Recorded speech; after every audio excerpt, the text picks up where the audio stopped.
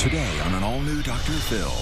Is this the most selfish woman in the world? You took your children's beds. I took one bed. Her daughters think so. Did you show up at her wedding wearing a white dress? I didn't know it was a problem. I was in pain. I decided I believe. All you're talking about is me, me, me. Selfish people. I was a great mom. She has a mental problem. She does. This is going to be a changing day in your life. Have a good show, everybody. Here we go. It matters to you. That's what I want to talk about. Are we ready in the booth? Let's do it.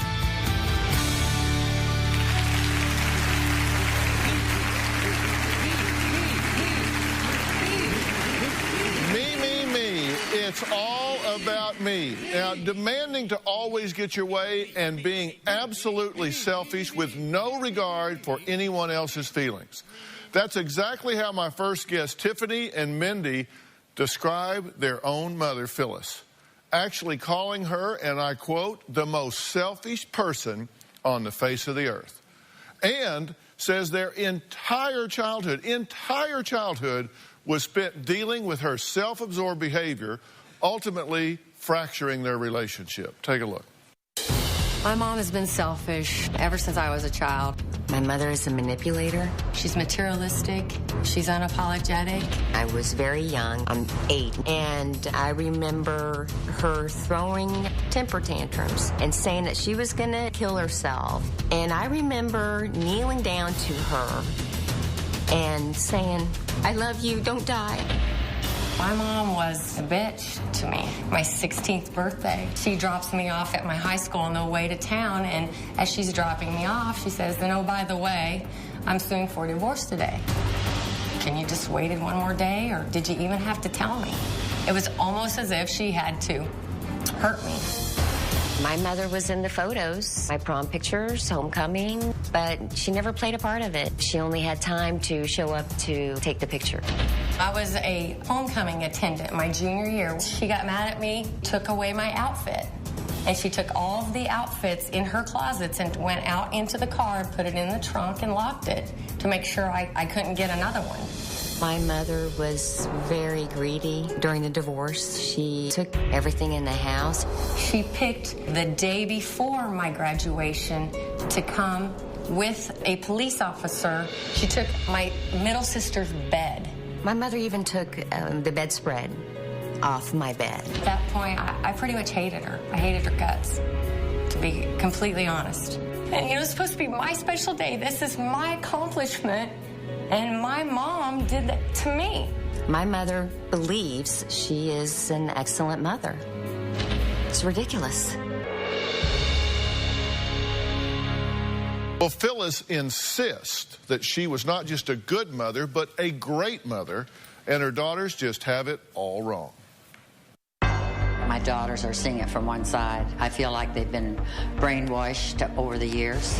After the divorce, we got joint custody, but my daughters wanted to live with their dad. It was devastating. I was completely cut off.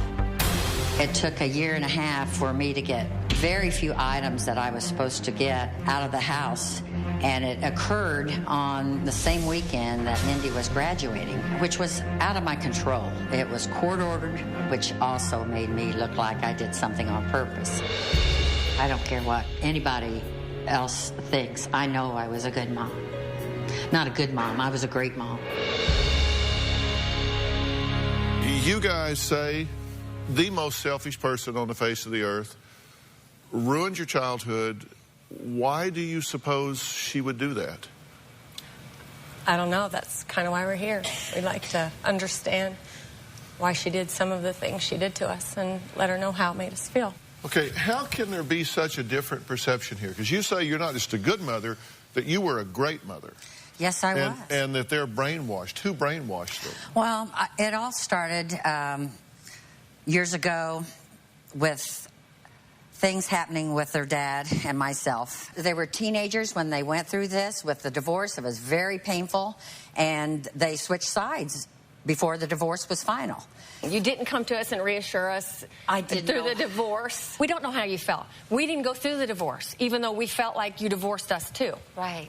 You know, when you take stuff out of my bedroom and her bedroom and Heather's bedroom, well, why'd you do that? To this day, I have children, and you know, if my husband and I got divorced, I would never take anything out of their What did I rooms. take out of your Well, bedroom? actually, she says you took beds and tables, that you took a washer and dryer that you then put in your own garage, which you didn't even use, which left them without one. You come to the house with the cops and take their beds and tables out of their room? The divorce was a year and a half before, and I was supposed to get my items. I went to the house to get my items. I took somebody with me, and the only thing he let me leave with was a pillow. No. And yes, it was. You weren't there. The day before graduation? I'm getting to that. How is if your I hadn't had daughter's somebody, bed your items? this is what the judge gave me. Can I finish and just tell you what happened? Not if you continue to filibuster about your husband. I'm talking about you. You went in and took your children's beds out of the house. No, I did not. I took one bed. The Why? judge. Why? I didn't have anything. We didn't have hardly anything. You took your child's bed. I took what? That's what they gave me. They gave me one bed. Who is they? We saw Excuse your me, list. Who is they? The court said I was to have one bed. The court is not their mother. I You don't didn't know substitute the that. court's judgment for your own. The court says go take your daughter's bed, so she just gets tired and leans up against the wall at night. What are you saying? How do you reason in your mind that you go take your daughter's bed? That wasn't it. Did you take your daughter's bed?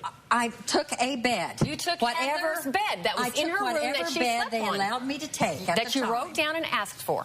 But there were so many things she took, and we found later when we went to visit her other house, a lot of those were in her garage in the attic. Do you know how that hurt? The only things I took were my sewing accessories. machine No, that that I was used- my sewing machine. Yeah, I know, but I used it for 4-H. You're right, but it is you wanted yours. to finish. Please respond to why you would go in and take these items out of your own children's rooms. I took an item that I didn't know meant so much to them. I was just trying to be able to... Bed? Well, that was what the judge said I was supposed to get, and they got a lot of other items, and I didn't take all the other things. What the did we latch get, rugs Mom? I Because had. we weren't in the divorce. We didn't have anything. We'd built a new house. We just had beds, a TV, a washer and a dryer, and my sewing machine. Why would you take a washer and dryer when you have 3 teenage girls at this house? That's what the judge... I don't care what the judge said. You asked for it. You took it. You're right. I don't understand. No, I That's did not why ask I have for not it. talked to you. The That's list why I was struggled made with out this. You by the made the court. list. No, out. your It dad was did. written. It was written in your writing. I saw the list. I wanted to find it. I think the point is... I understand. It's just unbelievable that I don't deserve anything. Okay, now wait a minute. I think the point is that if a judge tells you to do something or gives you the right to do something, that as a parent you say, I may have the right to do this, but this is not in the best interest of my children. Right. So I'm not going to exercise that right. You weren't under a court order to go get Heather's bed. You had the right to take a bed, that bed. That doesn't mean that as a mother you substitute the court's judgment for your own.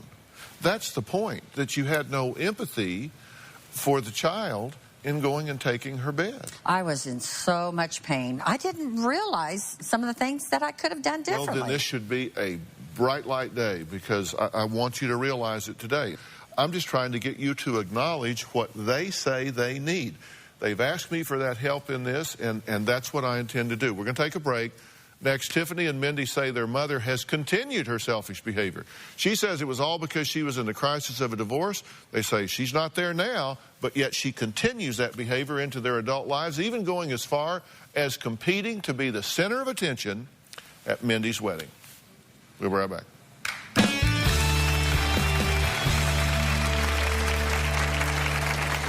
My mother is still selfish to this day. My mom wore an off-white dress to my wedding as mother of the bride. I mean, who does that? I'm sorry. Tomorrow on an all-new Dr. Phill, a mom accused of lying to get her kids into a better school. Did you break the law? No. It landed her in jail.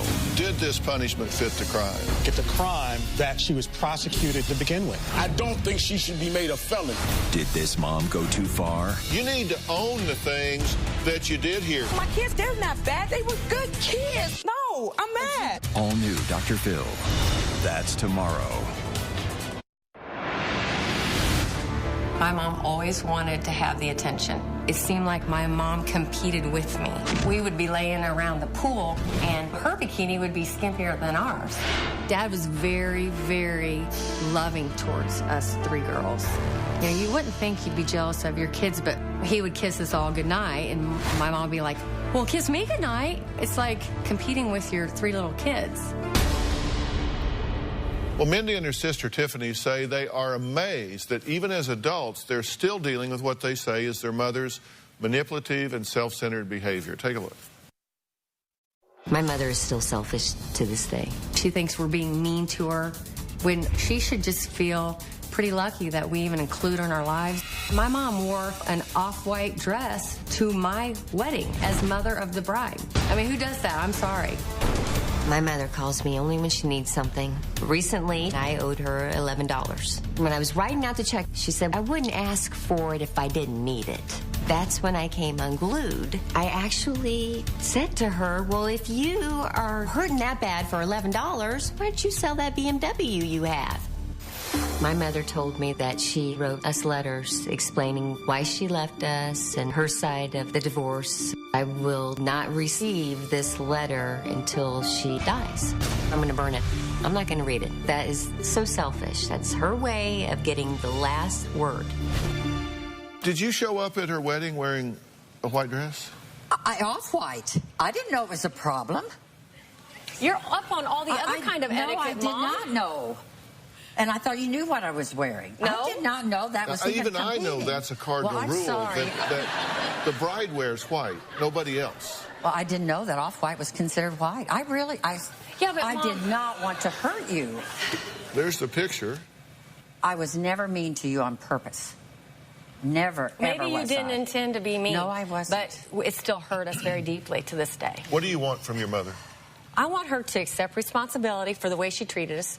I want to understand it a little more. I mean, didn't you think about, like, homecoming, when you took the dress the night before because I was getting home late from my cousin's house, and you took them all out and put them in the trunk of your car? I did not do that. You did I would not keep your dress that you were going to wear away from you. You are lying. I was always there to do your hair. I'm sorry. She has a mental problem. She does.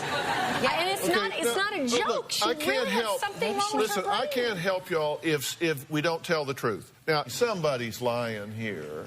Did this happen or not? I swear to God. See, it's no matter what. Mom, are you serious? I'm serious. You have a problem. I lived it. It broke my heart. I talked about it for 28 years with my family. Are you serious? I didn't do anything on purpose to hurt you girls. Never. I was always But did you accidentally lock it in the trunk? I mean, not knowing how... That's not even. Mom, that's not even possible. It's all or none. It either happened or it didn't. This is why we have trouble getting along to this day. I've tried to talk to him about different things. But see, this is why we're here, because we need a mediator, because you would run off or throw a temper tantrum. But we have to deal with the truth here. We have to deal with the truth here. I can't make this up. I know. I believe that you believe that. No, but it happened. And y'all say that she's not involved with your children, but she shows up for the photo ops. Yes. What do you mean? Well, over the years, I remember Mindy being the mother to me. My mom wasn't there. She was there. You were there to show up, 20 minutes before I left? No, you didn't. You girls did not even come visit me, and you were supposed to come visit me, and nobody made you visit. Because the judge ordered it, Mom? How old was I? I'm serious. Well, if that's what it takes to get communication. I did not have... I told the judge that... if he did not give us to our dad, we would run away. Because I hated her, I didn't want to be around her. Well, he asked, what kind of visitation rights do you think you should have? And I said, I don't care if I ever see her again. Well, my sisters were younger, and they are like, maybe every 2 weeks or something. I think they just felt sorry for Mom. She would call in 2 weeks, and they didn't want to go. She goes, well, the judge ordered it. Not, I love you, not, I miss you, please come see me. Even our dad would say, you should go. She is your mother.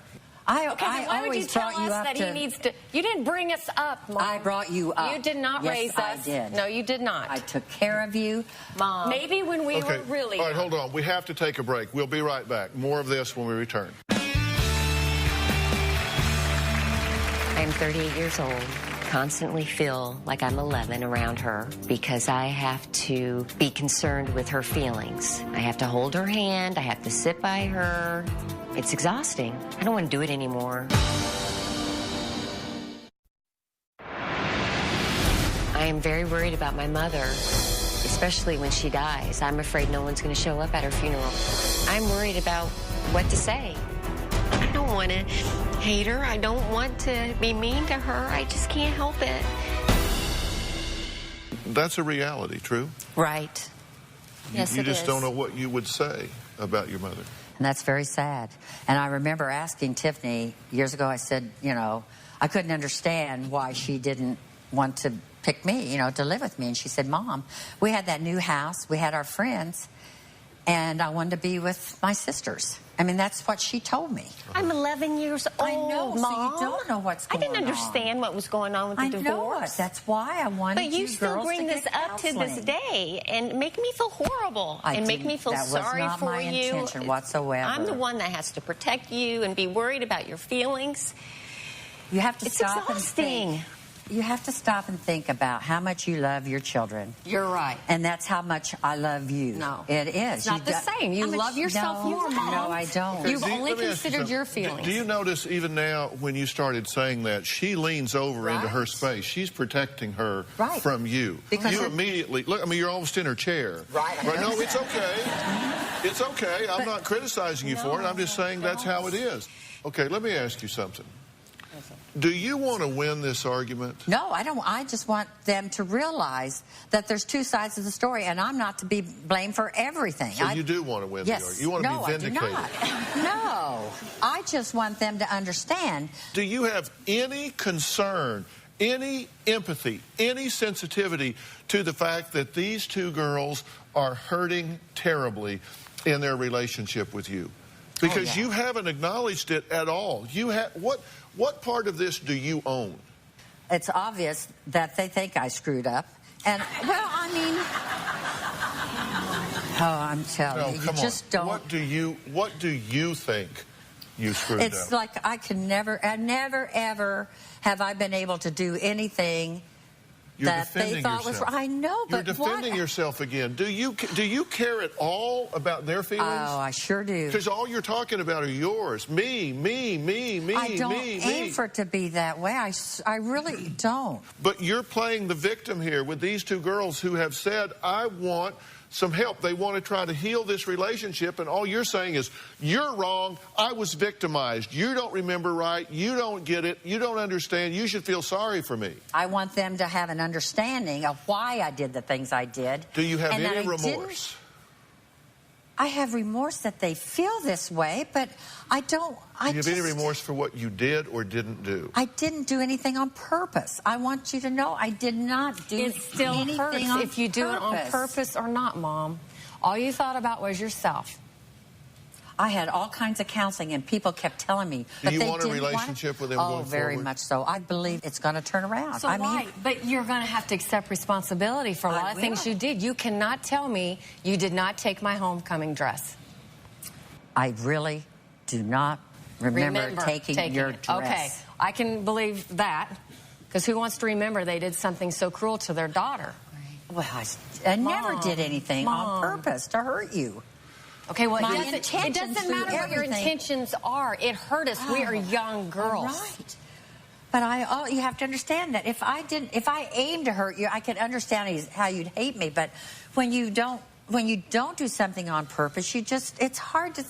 But you don't accidentally tell your daughter on her 16th birthday, by the way, I'm getting a divorce. You don't accidentally lock her homecoming attire in a closet. You don't accidentally take your child's bed. At some point along the way, you got to say, whoops, I almost did something really bad here. I'm going to not do it.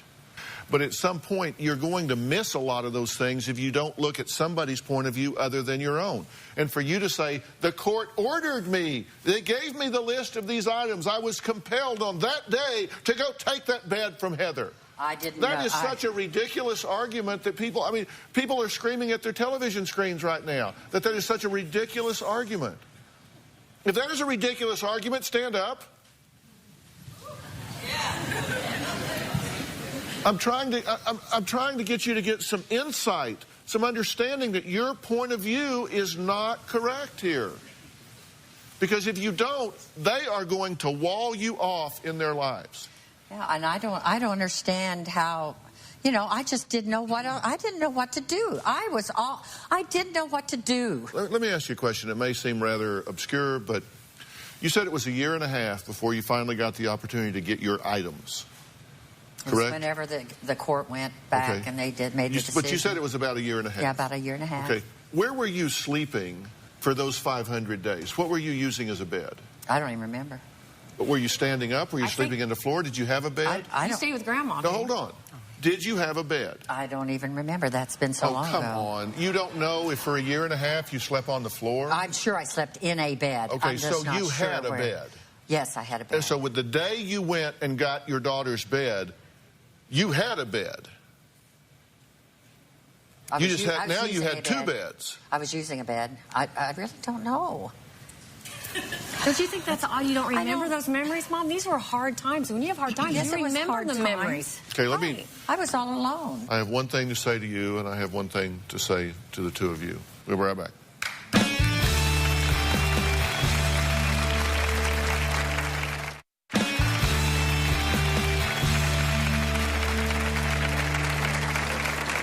If you want a relationship with them for the remaining time in your life, you're going to have to stop defending yourself. You're going to have to own the fact that you made some really poor choices that damaged these girls. You're going to have to apologize to them, and you're going to have to mean it. And I don't think you're capable of doing that right now. I don't think you're capable of doing it because I think right now you still feel the need to defend yourself. And I'm happy to get you some help to get to that point if you want it and need it. But at some point you're going to have to stop justifying the things that you have done or not done and say, it's obvious to me, it's clear to me that I have hurt you. There is no justification for it, and for that I am truly sorry, and I'm going to do the best I can to redefine this relationship going forward. I never intended to hurt you guys. Okay, you're justifying again. I don't know. I don't know. I just said you don't know how. That's right. I don't know how to comfort them because I was never comforted. I understand. That's why I say you're not capable of this right now.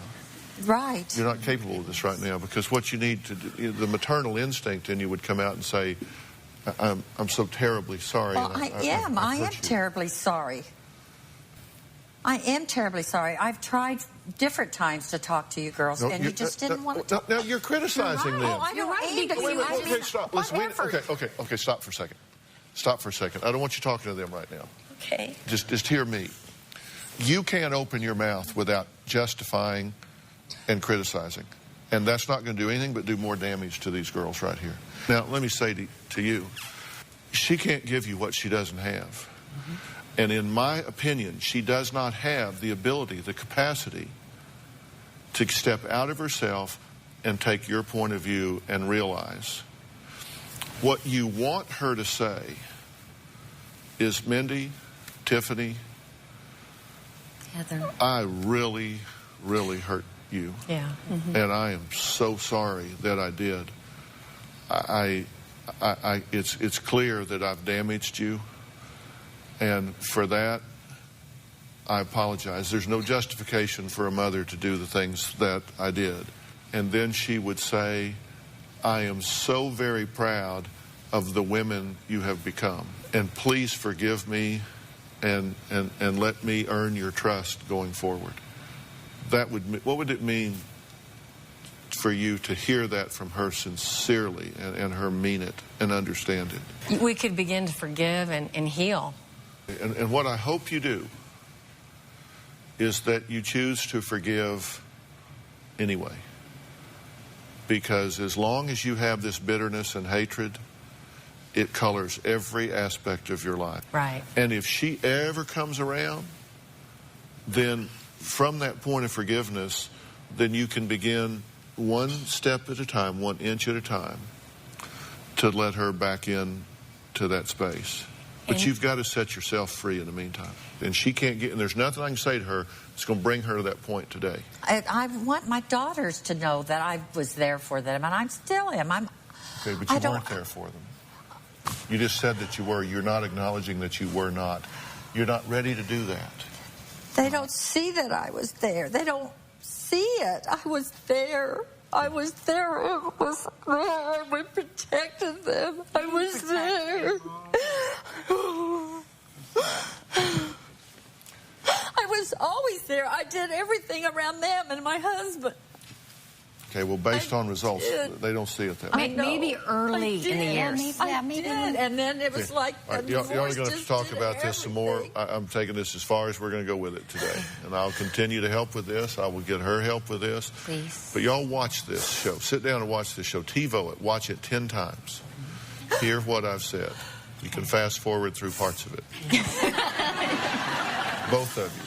Okay, I am going to talk to another guest that says everything does need to revolve around her. Maybe she's a young version of what they say Phyllis is. And she says, hey, if people don't like it, they can hit the road. Looking real forward to talking to her. We'll be right back.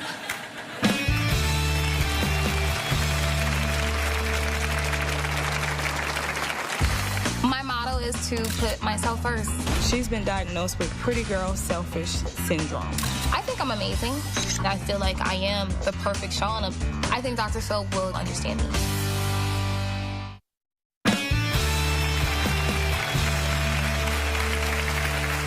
Well, my next guest, Shauna, considers herself to be, well, amazing. She just thinks she's amazing. So much so that she even talks about herself in the third person. She only does things that benefit her. Her behavior has actually had her friends diagnose her with a very serious disorder called pretty girl selfish syndrome. Take a look. My motto is to put myself first. Shauna needs a selfish intervention. I think I'm amazing. She's been diagnosed with pretty girl selfish syndrome. It's my world, and other people are just a squirrel trying to get a nut in it. I think appearance is very important. She doesn't want anyone prettier around us when we're out. This is her way of keeping the spotlight. We should start a fire just so he can come over here.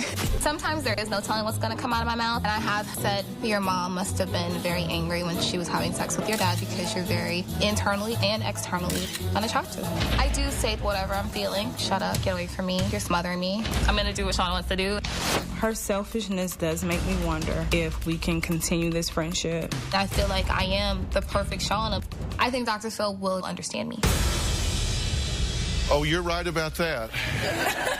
I understand you like I'm looking through a picture window. Anything about what you just saw that has an impact on you in any way? Just pretty well captures you? Yeah, sort of. Yeah. So what is so spectacular about you? I just think that I'm spectacular because I'm the only me. You said ugly people bring me down. That's a quote. What do you mean? Ugly to me, the word ugly for me is not used as in physical features. I will say somebody is ugly if I feel their internal and external features are just... Wait a minute. You said you judge people on the way they look, what they wear, what they drive, and what they do for a living. I didn't say that. Yes, you did. No. Yes, you did. No. Is it true? No, that's not true. So you don't judge people based on how they look and what they wear? I judge people individually, overall, with my experience with them. That's did you say I don't care what I say to people? I did say that. Why? Because if it hurts someone's feelings, does that bother you? It depends. Have you said to someone, and this is a quote, your mom must have been really unhappy when she was having sex with your dad because you are ugly? I did say that. No, you know what? If somebody, depending upon the situation. In what situation is that appropriate? You said depending on the situation. In what situation is that appropriate? I don't know any situation where that is appropriate. How do you put up with her? Well, we've been friends for a long time. She hasn't always been this way. I do value our friendship, and hopefully she can be sent for selfish intervention. What do you hope she would do? Because she said that she's open to a minor tweak. Right. But a complete overhaul is just out of the question. She needs minor. Yeah, she's a complete overhaul is out of the question, right? Because you can't fix perfection. Oh, no, I'm not perfect. But I think you understand, Dr. Phill, that, like, I don't need a complete overhaul because then I won't be me. What's the kindest thing you've ever done for another person?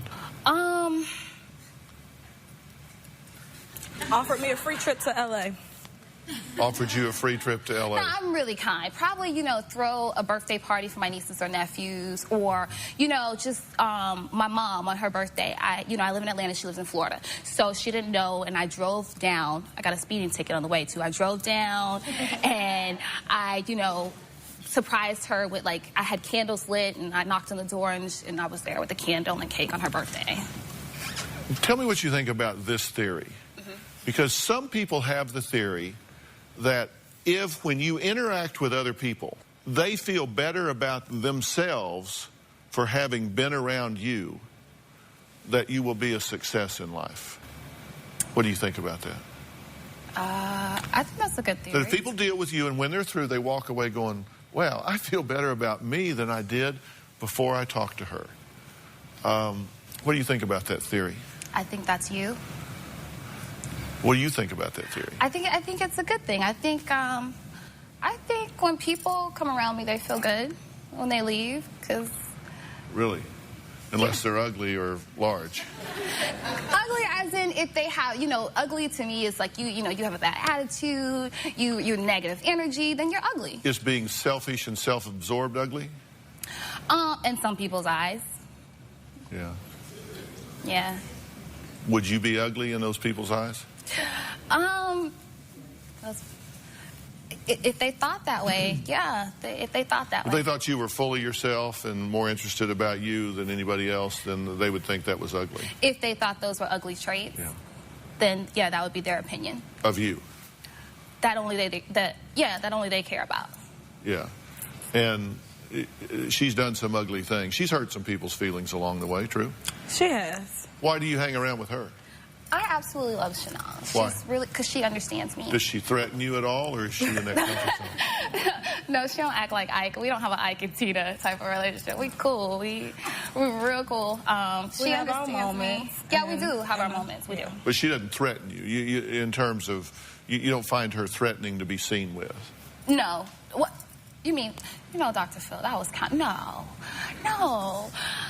Not at all. Okay, see, I found that interesting, because at that point you thought, now wait a minute, he's asking a question, I need to be careful how I answer it because I could hurt her feelings. No, I thought, wait a minute, he asking a question, but what's what is he trying to get at with that question? But no. And so you took pause because you didn't want to hurt her feelings. You didn't want to say something that might hurt her feelings. That's encouraging to me. Right. Seriously, that is encouraging to me that you took pause and said, wait a minute. Okay, okay. Yeah? All right. Next, 10 people that need to be selfish and put themselves first. We'll be right back.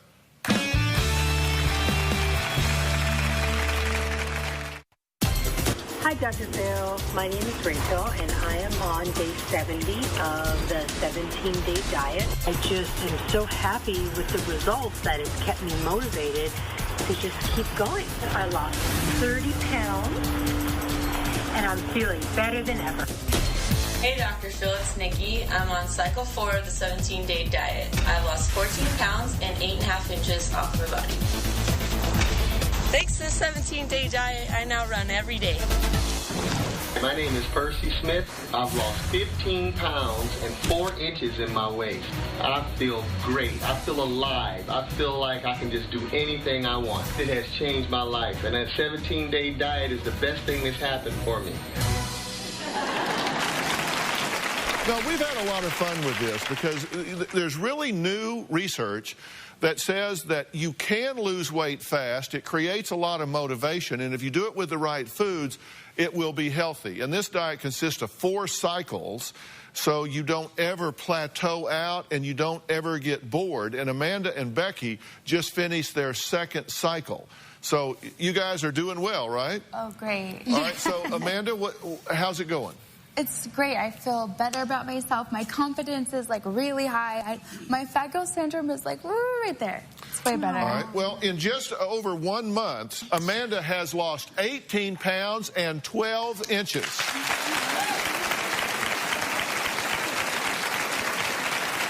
All right. Now, Becky, you're here as well. How are you doing? I can't thank you enough, first of all, for choosing me for this.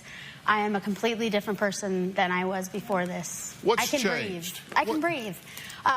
You know what's really interesting is that I can buckle my seatbelt in the car, and it doesn't choke my neck. Yeah. In just over a month, Becky has lost 27.4 pounds and 21 inches. Now, that's really exciting, and as people have been tracking you guys on the internet and on the show, this thing has caught on like wildfire. Have you been amazed at how much information people are wanting to know about y'all and how much you're putting out there? Yeah, people are following you. They're tracking you. It's so great. We have our own pages, so you can look Becky, Team Dr. Phill, or Amanda, Team Dr. Phill.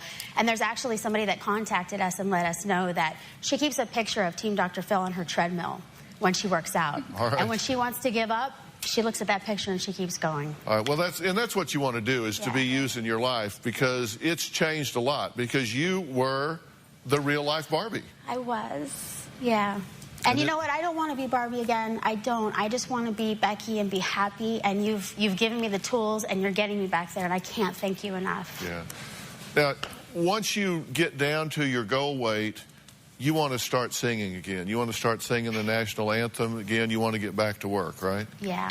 And that will really be, I mean, that's got to be fulfilling. Yeah. You have no idea. Really. Yeah. I hope you can see it in my face from when you first met me. Oh, I can. I mean, you were very down then. Both of y'all are just kind of bright-eyed and bushy-tailed, so that's what we're looking for. Because the whole idea is, look, we need to have a return to health, and this is a way to do it. And, you know, you got to do it with exercise. You got to get your lifestyle changed. It's not just about the diet. It's about folding it into your life so it has momentum. That's great. And when you say our trainers, right? Everything. Gold's Gym, our trainers. Oh, yeah. Bistro MD. Bistro MD, Dr. Mike Moreno, and our Gold's team, Gym. especially. And amazing. Yeah, you guys have got it going on. There's no question about it. So, if you know, listen, this is a good time. Give yourself 17 days. You'll be where these girls are. Next, a big announcement about today's show. We'll be right back.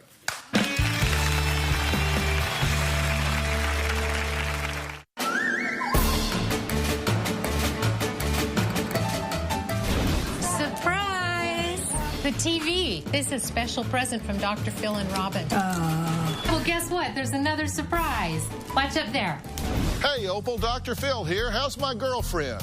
I know that you are one of my biggest fans, and I really appreciate that.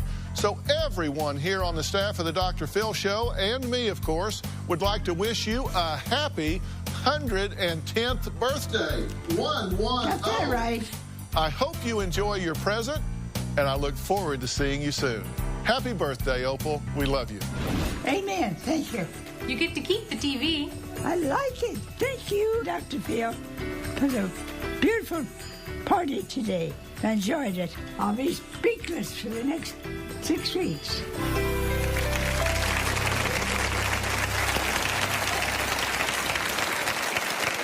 Well, that was Opal, who at 110 years old is proud to be my oldest fan. And what better than to give a loyal watcher a new TV? So, Opal, how are you doing? Fine. So you've been coming to see me for years now. Oh, 4 years. And I look older, and you look the same. I'm just so very proud that you are my oldest fan. So thank you so very much. And now, if I'm going to have my oldest fan here, then I can't leave out my youngest and my most dearest fan, my granddaughter, Avery.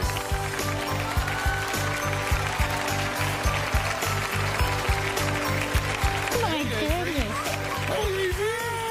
Come Say here. Can hi, you come Grandpa. see me? Can you come see me for a minute? Oh. Hey, what's up? Boop. Is she the cutest thing you have ever seen in your life? Can you say hi?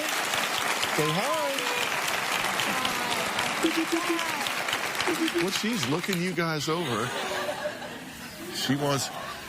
Oh, I love her little skirt here. I and her know. shoes. You have to compliment a girl's shoes. Boy, does she have the prettiest blue eyes you've ever seen in your life? She's almost 11 months old, just a little bit away. 2 days. So in 109 years, she'll be as old as Opal. Now, there's a reason why I wanted my two biggest fans here today, because this show is actually my 1,500th show that we've done here. We've had almost 12,000 guests on the show over the time. And when we started the Dr. Phill Show, my goal was to open a dialogue on mental health in America. And with all of your help and support, we have done that and are looking for many years to come as we move forward. But this was kind of a red letter day with us. So I wanted my oldest fan here and my youngest fan here, and we did it. So I want to thank all of my guests today. And to purchase the 17-Day Diet book, you need to go to 17daydiet.com. You can't get it in a bookstore, but you can get it at 17daydiet.com. Thanks for being here. So long.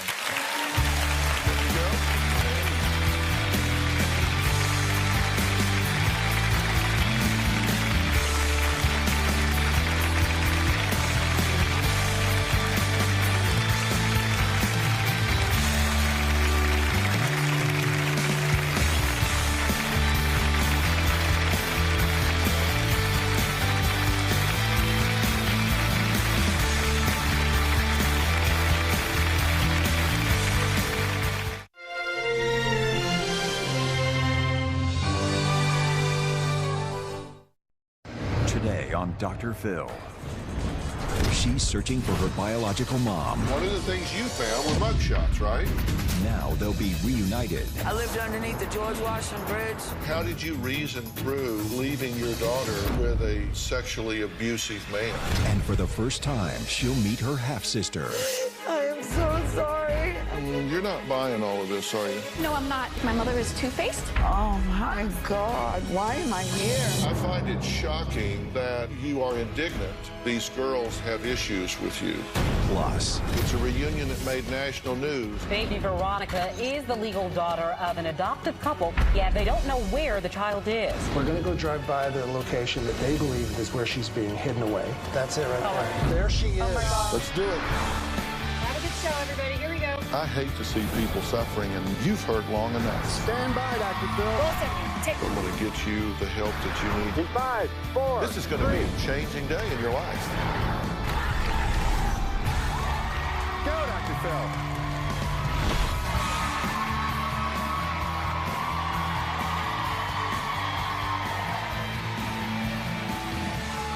How you doing? How are you? Hey, guys. Well, 19-year-old Stephanie says she had a great childhood. Popular cheerleader with a love of fishing and being outdoors. But she always felt something was missing growing up. She was adopted, and she had a nagging desire to find out more about her past. She had no baby pictures, had no medical history. She especially wanted answers about her birth mother. She recently started her search on the internet. With little more than a name to go on, she immediately found a picture. Not what anyone would hope for. It was a mugshot. Not one, but several. And now she says more than ever, she wants to find her birth mother and get the truth. My life growing up as a child was more than perfect. My mom and dad were always there for me for everything. But I always did feel a little like an outsider because I wasn't blood related. I never had the baby pictures, or I always was wondering, where did my eyes come from? Where did my nose come from? I started looking into my birth parents when I was about 16. Through my adoption paperwork, I have learned a lot about my biological mother, how she was an exotic dancer, how she moved all over the place and became homeless. I decided to go onto the internet once I found out my mother's full name. And the first thing that I found was Darlene Crystal's mugshots. She was arrested for prostitution, possession of cocaine, assault. I found multiple mugshots, and I came across a mugshot of her smiling, which that one really seemed to anger me because I don't understand that it seemed she was happy to be in that situation. I was shocked to know that this woman could be my birth mother. Her eyes were identical to mine. Her nose was identical to mine. Her hair color was the same as mine. Her height, her weight, and everything just connected so much. But seeing it through a mugshot was so hard for me to try to take it all in, but it was also a little comforting just to know. Well, Stephanie says finding the mugshots gave her some comfort, but it also made her feel angry inside about who her mom may really be. In my adoption paperwork, I read about 2 previous children that were born before me. Both of them were taken by the state as well. After I was born, there was 1 child after me. I have very brief memories of my younger sister. I remember an infant being there, and I remember just being alone. I don't have any memories of my mother. The type of person that would allow the state to take away 4 of your children is careless. She was just someone that was just carrying children and just giving them out there. She had no respect for herself. She had no care about any of her children. That carrying a child for 9 months meant nothing to her. This woman is biologically my mother, but she's absolutely not someone I would even call a mother. Well, a few weeks ago, Stephanie got serious about this, and when you get serious about finding somebody, you reach out to the locator, Troy Dunn. So please welcome Troy Dunn.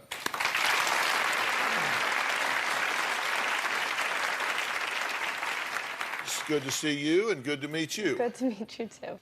One of the things you found were mugshots, right? So we did a paper chase, not to find her, but to find out about her. And so we found a list of Darlene's arrest and criminal charges. They are significant. August 23rd, 96, disorderly conduct. November 22nd, same year, general prostitution. 6 days in jail. January, 3 years later, possession of paraphernalia, drug paraphernalia. April 11th, 99, possession of cocaine. She's constantly coming into conflict with the authorities. That took 2 pages, rap sheet-wise. How do you feel about that? It hurts, but I'm not surprised. I need the answers. I just need to know that I put myself out there and I had tried, and I wish I could just hear it from her view. What you just saw is so radically different. I worry that at 19 years old, with the life you've lived, that this might be possibly more than you can handle. I feel that I'm just ready to know. So if she is alive, and if we know where she is, would you want that information so you could meet her with all of the precautions we're presenting to you here? Yes, I'm ready for it. So what have you found? Well, she is alive. She has definitely lived the life that you've seen on that screen. But somewhere in her, there was enough courage to say that she would like to come forward and meet you. I'm ready to meet her. Well, she's here. Her name is Darlene. Let's bring her out.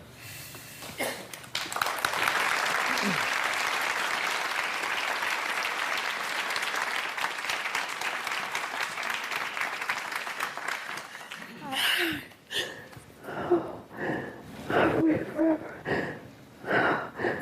You're beautiful. Thank you, Troy. Darlene, how are you? Have a seat right over here. You can take my chair for now. You two sit down. Tell me how you feel about being here. I'm overwhelmed. I'm joyful. I'm fearful. I hope I'm good enough. I've thought about you every day. I'm happy to see you. I'm happy that you wanted to come. It's hard for me to say, like, accept the fact that you thought of us or me every day. So she has a lot of hard questions for you, and I think she deserves the answers. Absolutely. Well, we're going to ask those questions, and we're going to give you the opportunity to answer them right after the break.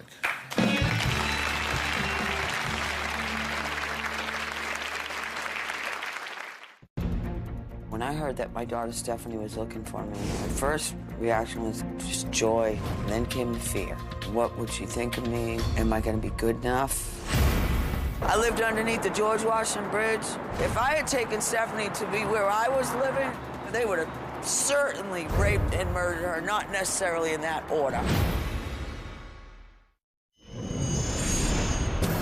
If I find my biological mother, I know I wouldn't be welcoming her with open arms because she just gave up on us. Deep down, I don't think that she's gonna care to come forward because it seems that she has a history of not caring about any of her children. Well, despite Stephanie's prediction, her birth mother did come forward and actually surprised Stephanie on our stage just a few moments ago. So let's listen to this tape first, then we'll talk. When I heard that my daughter Stephanie was looking for me, my first reaction was disbelief and just joy, and then came the fear. What would she think of me? Am I going to be good enough? Growing up, physical and sexual abuse occurred on a continual basis. I was about 16 when I became permanently homeless. I lived underneath the George Washington Bridge. Winter times were brutal. You get so dehydrated, you're taking snow, dirty, nasty snow, and you're eating it. While I was homeless, I met this man, and he offered to take me into his home, not realizing, of course, that I was already pregnant. And later on, when we developed a relationship, we were both really believing at first that indeed he was the father of Stephanie. The man treated Stephanie like a complete princess, but he became physically and sexually very abusive toward me. One time I threatened to leave, and then the man tied me up for 3 days and tortured me by putting cigarettes out on my body. I had to get out of that situation. After I left this man and Stephanie, unfortunately, I had to leave her behind. Back to panhandling. If I had taken Stephanie to be where I was living in my little cardboard box, they would have certainly raped and murdered her, not necessarily in that order. And then one day, I got enough change together to take the bus over to where she was staying, and she was gone. Stephanie was 1.5 years old the last time I have seen her. This man was abusing you. Yes. Sexually and physically and all after he took you in from being homeless. How did you reason through leaving your daughter with a physical and sexually abusive man? Because it was just me. You knew what he was capable of, and you leave a defenseless child with him. I'm just curious how you reasoned through that. Well, I don't know. You went back. You said you got up enough change to get on the bus and go back. And she was gone. What were you going to do when you got there? Because I would go to visit her.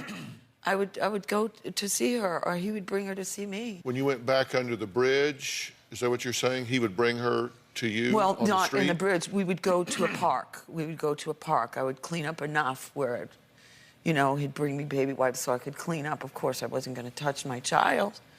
You know, or if I thought I had, there's times where I've had lice and it was impossible. There was just no way. But he was not the birth father, right? Come to find out, no, he was not. And were you on drugs at the time? It was afterwards, yeah, when I felt all of his losses, when I turned to drugs, Dr. Phill. So when I get asked to take on a case, I get thousands of emails every week. I know. Thousands. When I read hers, I wanted to help her. She's as young as some of my children. But then when I located you, I was really concerned about pulling you into her life Because Right. while I want to answer her questions, I don't want didn't any want to harm expose to her of Hold any on. kind. You chose drugs over her. You chose alcohol over her. You chose a tunnel over a... You didn't choose her. And I take full responsibility. I've done a lot of very foolish things. I think I just didn't care about me anymore. How many siblings does she have that she doesn't know about? 3. So you've had 4 children? Yes. How many have you raised? 1 until the age of 10. Why keep having children? My last 2 were rapes. And instead of having an abortion, I wanted them to have a chance. Any chance to have a life. I'm sorry. Well, Stephanie says that her adoptive parents told her a few years ago that she had siblings. But what she doesn't know is that Troy's team found her older half-sister, Crystal. Would you like to meet her? Yes. And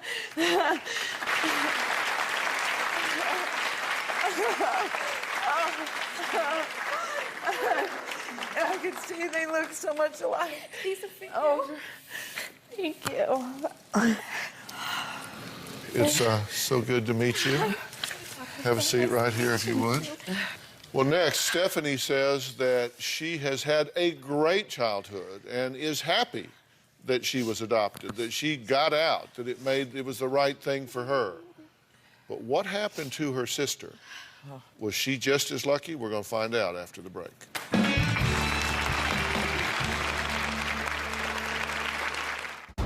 I believe I've been arrested between 20 to 30 times. I was arrested for prostitution, drug possession, probation violation, domestic violence.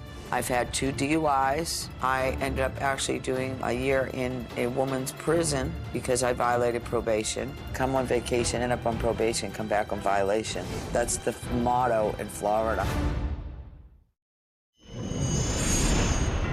I don't resent the fact that my biological mother gave me and my siblings up. If anything, I would thank her for it. State taking us away was a blessing in disguise. I got into cheerleading, I played field hockey, I did soccer, I did every sport I possibly could do because I made it and because I'm a much better person without living with her. Unfortunately, Stephanie's sister, Crystal, was not so lucky. While I was living with my mother, I saw mostly her back walking out the door, the smell of alcohol on her breath. I also remember playing dress up with her stripper clothes and coming across a bag of a powdered white substance in one of her shoes. I believe the state came and took me away because of the neglect. Being in foster care was terrifying. I did have a foster mother who did sexually abuse me. She had touched me and she had made me perform sexual acts on her. One time I had an accident on myself and she made me eat my feces. They placed me in foster home after foster home until no more foster parents wanted me anymore. I ended up being involved in abusive relationships and meeting men that would force me into prostitution. And I was dancing and doing drugs. I got pregnant at 17. I was forced to give my oldest child up for adoption. I was almost 20 years old when I got pregnant again with my second child. I felt ashamed for allowing myself to follow the footsteps of a horrible past. I do blame my mother because what I went through as a child played a humongous part of my life. I am so sorry. I am so incredibly sorry. You're not buying all of this, are you? Well, I didn't know. No, I'm not. I never have. Okay, tell me about that. There's been nothing but broken promises. I feel like my mother is two-faced. She'll pretend she'll love me in front of people, but she really doesn't. Because any mother who loves somebody, will take the effort to look for their child and to be there.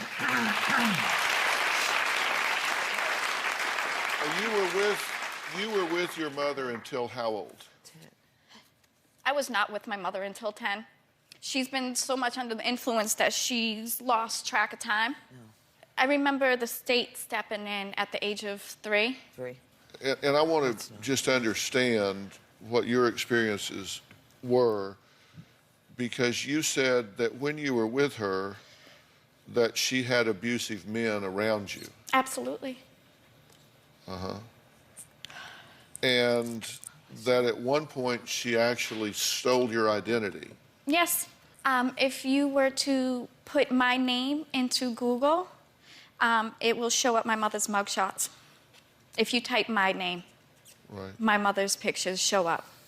And it has affected my employment. What'd you want to say? I'm sorry, but that's not stolen identity, but for some reason, because our names are so similar with... Our names are not similar. I never used your name. You used my name. Utilities and everything else. You used my name. You think she's still hiding information, don't you? Okay. Absolutely. Absolutely. All right, well, is there anything else Darlene is hiding? Plus, where can this family go from here? We're going to talk about all that when we come back.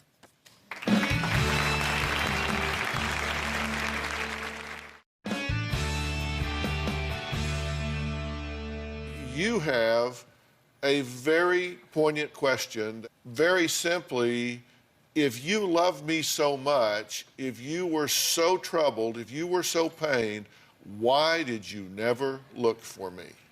Yes. That's her question to you. All hope for me as being your mother was made perfectly clear to me at 10, and you were till 10. And they absolutely told me under no circumstances that I was to even try to contact you, to try to find you. And at that point I thought, you know what? These children are better off without me. Let them have a life. I wish you could have came to me. Would have ever been a time, even without all of this, No. that you have never. I always felt that there was Look some at the sort state of wall. mind that you're in. Look at the state of mind that you've been in. How can anybody, I can't even get a word in. I can't even say, I love you, Mom, because you're all over the place. And every time you call me, you're under the influence of something, whether it's pills or alcohol, and don't sit here and lie. Enough with the lies. All right. You need to be real with yourself. All right.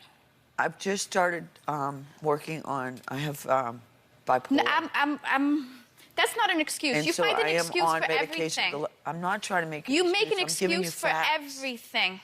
I'm trying to For give her facts. everything. It's time to stop talking and start listening. It's time to help yourself. I don't have any hope.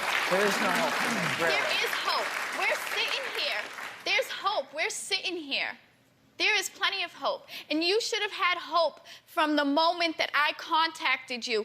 And the day that I met you, it was around Christmas. You came up. And you came up under the influence. And that's the same way how I remember it as a child.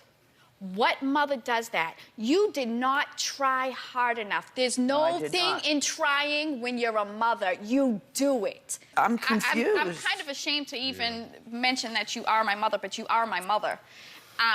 Just because of the hurt that I've had. Oh, but let me my ask you God. something.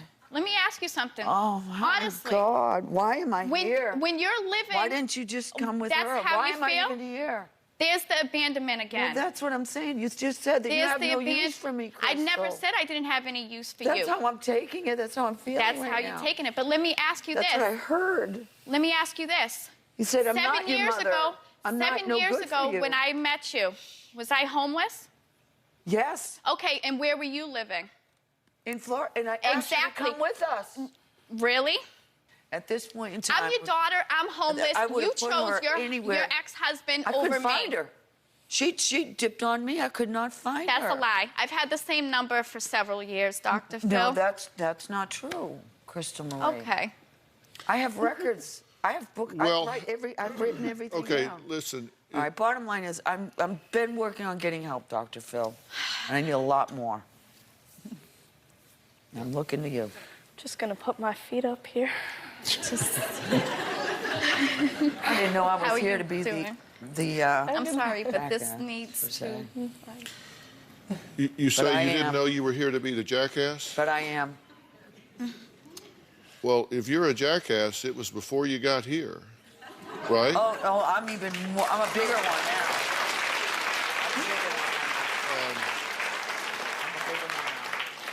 Well, How do what we I heal this, Dr. Phill? What do we do? Where do we go from here? It's where do you go? What do you do? Okay. What if I? All right, it's going to be my turn. Okay. Sorry. Your turn. Because I am going to bring some order to this chaos Thank right after the God. break.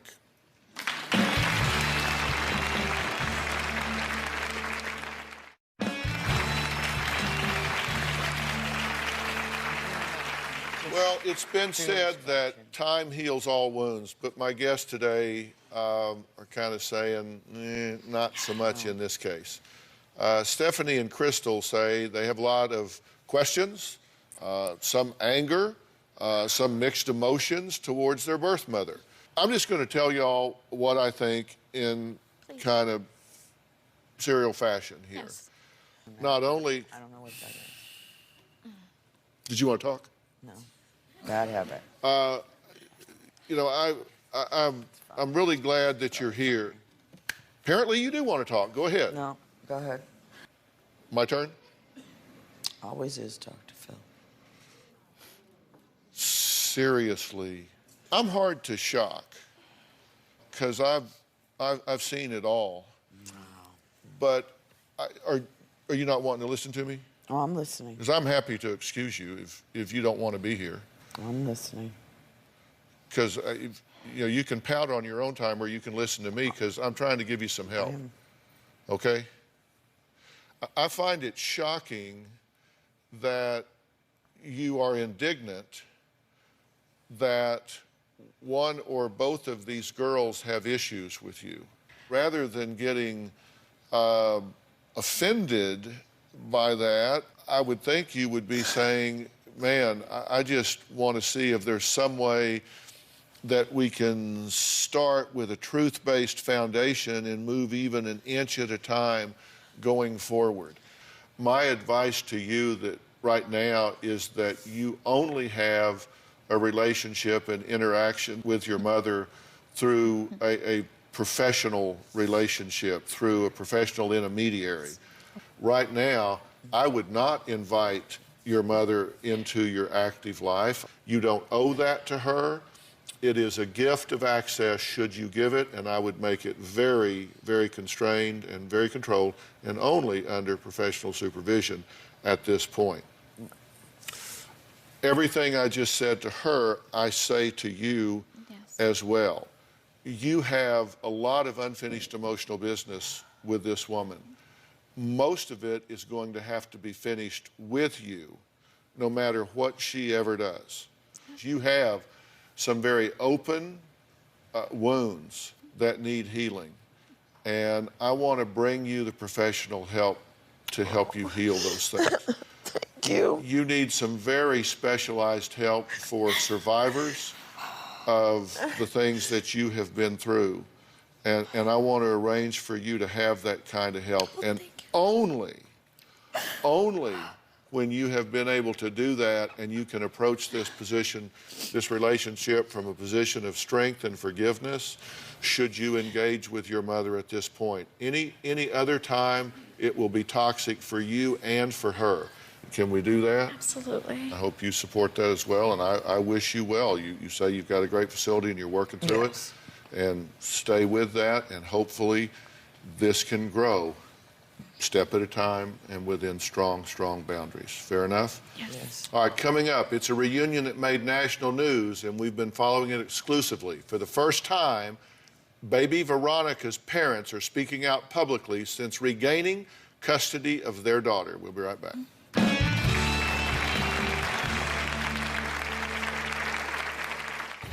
Baby Veronica is the legal daughter of an adoptive couple, yet they don't know where the child is. We're going to go drive by the location that they believe is where she's being hidden away. That's it right there. There she is. Oh my God.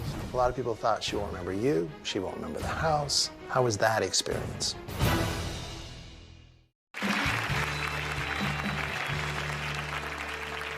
Well, reunions aren't always easy, as we have often seen. But today, Troy Dunn is joining me with the latest news in the custody battle over baby Veronica. Now, Matt and Melanie's story captured the nation when their 2-year-old adoptive daughter, Veronica, whom they raised from birth, was ordered to be handed over to her birth father due to a little-known law called the Indian Child Welfare Act. I sat down with him a year ago, so here's what happened. Veronica's our daughter. And she'll always be our daughter. When we found out that Veronica's birth father was filing for custody, we were shocked. Cherokee Nation came to court to represent the birth father. After months of appeals and requests for emergency stays, the judge ruled in favor of the biological father and the Cherokee Nation, saying that the Capobiancos had to hand Veronica over to her biological father. How did you explain this to her? What did you say? How do you explain to a 2-year-old that you might not ever see them again? As much as we wanted to run, we just tried to do the right things. The tribe has an interest in protecting its children. This child is more Hispanic than Indian, more white than Indian. It's about this father was a citizen of the government. Are you suggesting this child was stolen? Did these parents ever pick up the phone at the time of adoption, call this father, send him an email, send him a text in this modern age of communication? No. I'll tell you what I hear you saying is what's best for the tribe and not what's best for the child. He has the right to say whether or not he wants to be a father, and he didn't get asked that question. Father is not just a noun, it's a verb.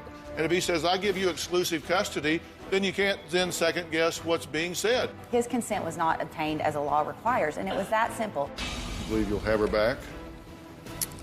If the Supreme Court takes our case, I think we have a good chance. Well, Matt and Melanie got their wish not long after appearing on our show, but things didn't turn out to be as easy as they had hoped. Take a look. Big news coming out of Washington, D.C. today, where the Supreme Court has overturned the use of the Indian Child Welfare Act in the baby Veronica case. Obviously, we're very happy with the ruling that came down today. This time, and for the first time, the adoptive couple wins. Baby Veronica is the legal daughter of an adoptive couple from James Island, yet they don't know where the child is. Dustin Brown was supposed to appear in court. Well, Dustin Brown never showed up.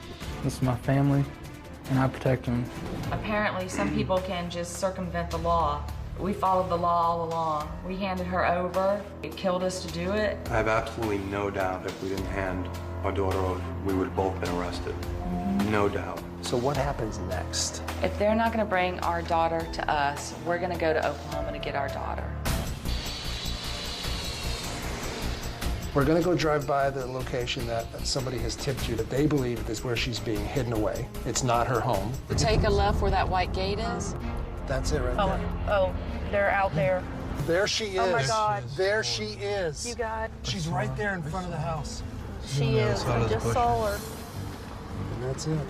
She's gone. It's okay, baby. I'm glad she's fine, and I'm just glad we know where she is. Well, desperate and unable to be with their daughter, Matt and Melanie were running out of options. So Troy reached out to Veronica's birth mother in hopes she could convince Dustin to return Veronica. Well, she spoke exclusively to us. Here's what she had to say. How long did you date Dustin? We dated off and on for a few years. After I found out that I was pregnant, he got real distant. The story that it seems to be circulating is that he denies that he ever told you that he didn't want to have anything to do with Veronica while you were still pregnant. 6 months into my pregnancy, I texted him and I asked him, was he wanting to be in her life? And whenever I got a text back, he let me know that he wanted to sign his rights away. and that he had spoken to his family, and they had all agreed that it would be best for him if that's what he did. And you saved that text? Yes. It broke my heart. I had no idea on how to handle that or how to take it, and it pretty much just broke me. Why did you choose Matt and Melanie to be the parents of your daughter? They were just so awesome and very, very warm and down to earth. Neither one of them ever felt pushy at all. They made sure that I knew that I would be there right along with her. Whenever she first walked, everything. They let me know that I would not miss a beat. Up until Dustin took her, you had had regular contact with your daughter? Yes, I was able to contact her whenever I wanted to.